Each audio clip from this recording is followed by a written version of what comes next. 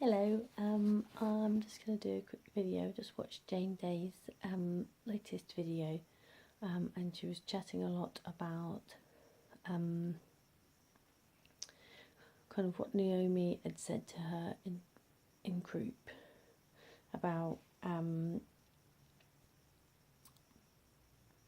have to do the plan as it's intended, and it's all too easy to get into diet mentality and switch it around and think you should try things. And I must admit, this week, that's what I've been trying to do, just go right back to basics and just say,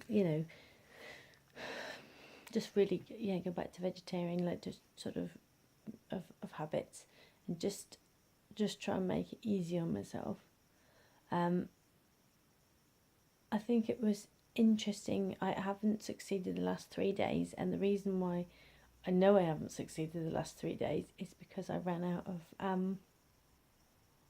fruit and hi-fi bars and little packets of pasta because they made it so much easier. And as soon as it got complicated, my brain just went instantly for the easiest option. So I'm going to make sure next week that I have more things in the house to help me out on those trickier moments. And also I've been looking at this book called The Power of Habit. I'd been recently looking at time management things, and thinking about how to have good use time more effectively, and delegation and things like that. But I always felt reading them that there was always something kind of in the background of what they were trying to say. Sometimes you read books and they feel like they're just skirting around the very top end of a subject, and you feel like there's not quite enough information in there to really be useful. It's a sort of a it was just a light scraping of information, which is of no use to anybody because you just can't implement it very effectively. And I was just chatting about it to my friend, and she said that she'd got this book. My friend had an incredible amount of books, a really large selection of books, really big collection. And this book, so it's The Power of Habit, why we do what we do and how to change. And it's Charles Duhigg, possibly how you pronounce that. And it's fascinating so far. I have obviously sort of got through kind of a third of it, but it's talking about understanding habit, and lots of it's based around how we have cues, kind of like an instigation of a habit. We have a routine that we follow, and that we also then have a so it's called the habit loop, and then we have a reward. And I was just thinking about how Jane Day's kind of, because obviously she has, so excuse me Jane Day if I was talking about all the time, but as we know, I've watched Jane Day when I very first started Slimming World, this time around, obviously, because I did it ages ago before the kids. The first thing I knew is I had to pile on the support, and I remember looking on YouTube for kind of Slimming World people, and I found Jane Day. And I think it was very much right at the beginning when she first put her first few videos up, I remember. What did I can't remember how long I've been doing it. I think it's 2016. I think I've started since.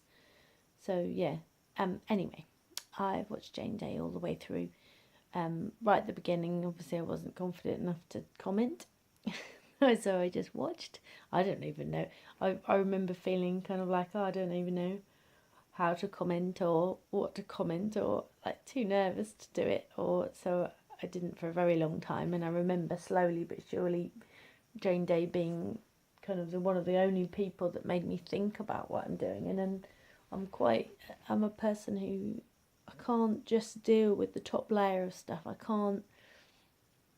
just need to know how it works to be able to function. I can't just cope with just knowing a little bit about it and then do it. I need to know the proper ins and outs of what it is I'm actually doing.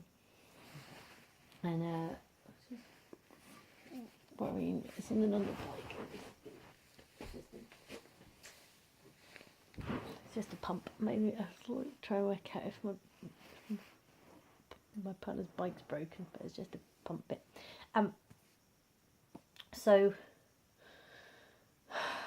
yeah, it's Jane Day's a very important person to me because she's helped me out in so many different ways, and I know that Jane Day had a long history of habits, and habits, it's saying about in this book, habits are not lost. So the habit whereby you have a cue of something instigates it, the routine happens, and the reward is there.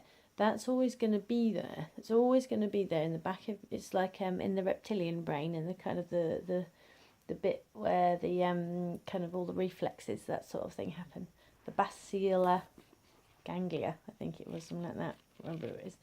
And the fact that she always knows, like she's always done that for years and years and years and years and years and years. Same as me. I'd been. That's exactly what I do. You know, that was my way of my reward was the sugar hit, and all sorts of the fat hit and all that kind of stuff. Now, it's always going to be in there, but you can change it, which is also fascinating because I know that Jane did the Overeaters Anonymous, the AA or the OA, which is based on the same principles as AA, and they work very much on how to change your habits, and a lot of reason why the AA work is because of the belief.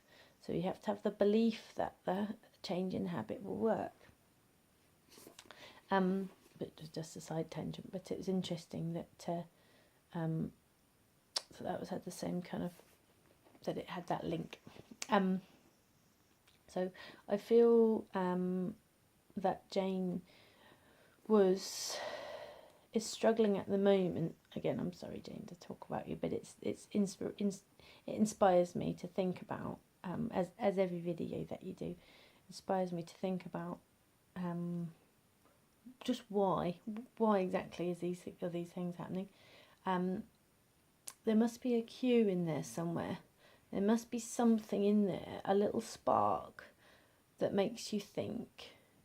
Because I think there's been the SP week that you'd done, and you'd said you got no cravings, and then there must be something in there that's separate to kind of physical cravings. There must be something in there, a little spark of something, maybe going to the shops, or there must be something in there that sparks it, so that then you go on the kind of the chocolate route. So these things are there forever, the cue, the routine and the reward. However, if you take that cue that you've got a little spark of something and change the routine part, you can then change the habit. So you can also introduce new habits by, say for example, you have a cup of tea and you always have a biscuit with the tea. You can change it so that you do not have tea anymore. So you always have a fruit tea instead, or something like that. And then you introduce new habits, so you don't have a biscuit with your fruit tea. For me personally, I think my danger in that scenario would be that at some point I would have a cup of tea. At some point in my life, again, I would have a tea. I mean, I might not do, but it might be at some point. And then at that point, then I'd want a biscuit. So for me personally, I feel like the most effective way is to find those cues, say, for example, a cup of tea, and change what happens with it. So make sure that I change. So instead of having a biscuit, I may have a piece of fruit, or maybe I have some nuts. Or that's exactly that's what I did for a very long time. Change that habit. So I don't have biscuits. We don't have biscuits in the house anyway. But I don't now. My brain does think about nuts if it wants something like a little fatties and little fatties, something a little fatty and salty and things like that, and sweet. Then I can do nuts and dried fruit. Downside is sometimes if it goes badly wrong, I don't want to measure and I just want plenty of them. Which it's not. I say it's not. Although the calories are there and that won't help my weight loss, I far prefer that reaction than eating a whole packet of biscuits, because at least having loads of nuts and sort of dried fruit, firstly the fibre in the dried fruit and the protein in the nuts fills me up quite quickly. So I wouldn't say I'm quite confident that it's less calories. I don't know about the calories, but I do know that it has a finite end, whereas biscuits often never did have an end. They just carry on until there was no more biscuits left, or until somebody came in and I stopped eating the biscuits. So this has been a really fascinating book, and it goes into it in such a high depth, and I think also I wanted to say I'm going to try and do Monday weigh-ins, and I'm going to state a group, because I think the reason why it worked for me for so long, because it worked, I sort of was on plan for such a long time and everything worked really, really well, was the fact that I immersed myself in the slimming world.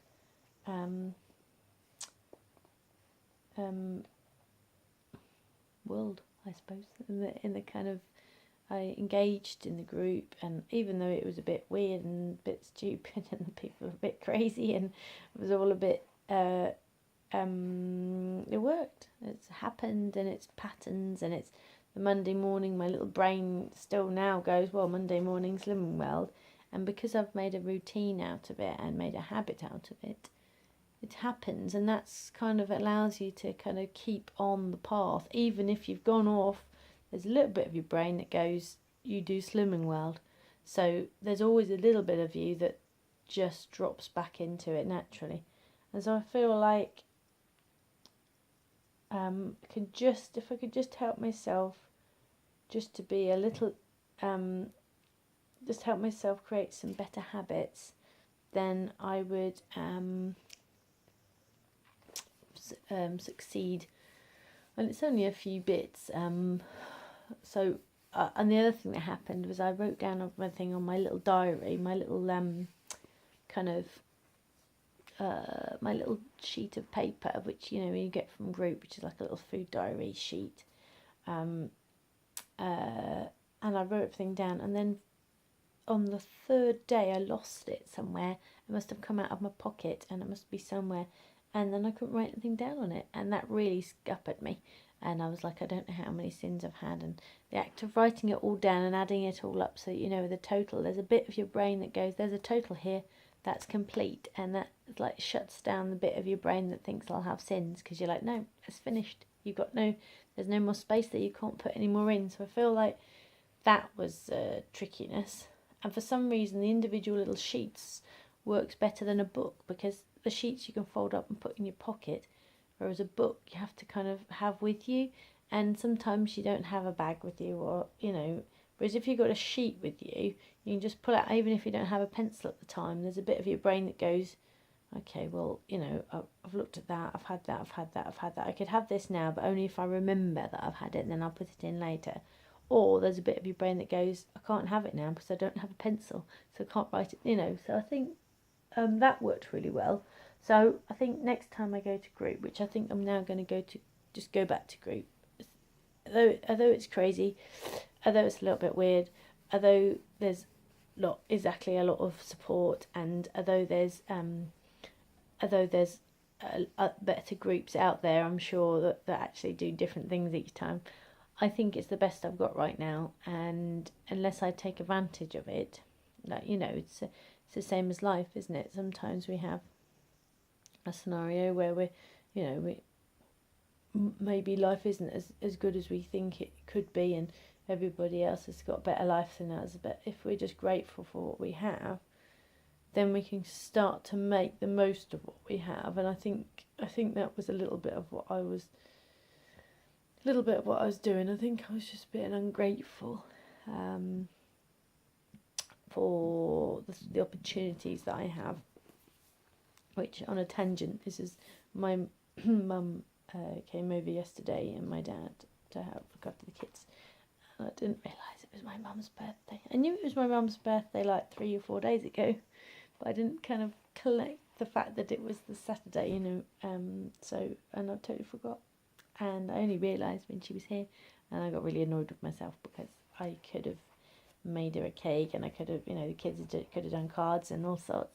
So I've had to sort of come to terms with forgiving myself about that, and I think that's a lot of it, a lot of the thing where you get so wrapped up in wanting to be perfect and wanting everything to be right that you end up in a trap of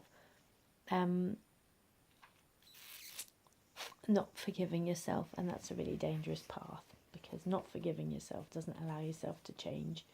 If you don't forgive yourself, you just have to stay exactly where you were and do nothing new. There was a little bit here which I felt, it was so somebody was going to go to there we go, so I found it. It's magic, isn't it? So there's a chap here who was alcoholic, and he went to the AA, and he says, so I checked into a clinic and then came out, and everything was pretty good for a while. For about 13 months, everything was great. I felt like I was in control, and I went to meetings every couple of days, but eventually I started thinking, I'm not such a loser that I need to hang out with a bunch of drunks, so I stopped going. And then my mum got cancer, and she called me at work almost 2 years after I got sober. She was driving home from the doctor's office, and she said, he told me we can treat it, but it's pretty advanced. And the first thing I did after I hung up was find a bar, and I was pretty much drunk for the next 2 years until my wife moved out. And I was supposed to pick up my kids again. They're talking about that again. And I think the thing is that, and it says a bit later here, it says, he ended up having an accident. He didn't have his kid in the car at the time, but he ended up having an accident where the side of his car was completely crushed in. And he says that's where Sammy usually sat, and if he'd been there, he would have been killed. So I started going to meetings again, because obviously he was driving his car drunk. And my sponsor told me that it didn't matter if I felt in control. Without a higher power in my life, without admitting my powerlessness, none of it was going to work. I thought that was bull. I'm an atheist. But I knew that if something didn't change, I was going to kill my kids. So I started working at believing in something bigger than me. And it's working. I don't know if it's God or something else, but there's a power that helped me stay sober for 7 years now, and I'm in awe of it. And I think that's the thing. So I'm not religious at all. But it says here that it doesn't have to be God. It's not required. I think it's understanding that you are not in control of all of it.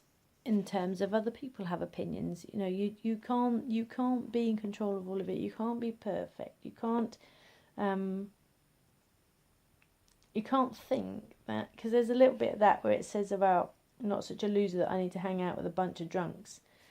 There's a little bit of me obviously felt that I'm not such a loser that I need to hang out with a bunch of fatties, like people who, they can't, I think, and that is a way of you not having to change, isn't it? If you say, oh, I'm so good that I don't need to have any help. That's a way of your brain appealing to your ego to say, oh no, you've got this, you don't need to do it, in order for you to fail. So I'm going to go to the group and I'm going to immerse myself and I'm going to accept the fact that I'm not perfect, and accept the fact that I don't know it all, and accept the fact that there is something bigger than me that I need to understand, that I can't do it by myself. And that's no shame. That's actually how life works. You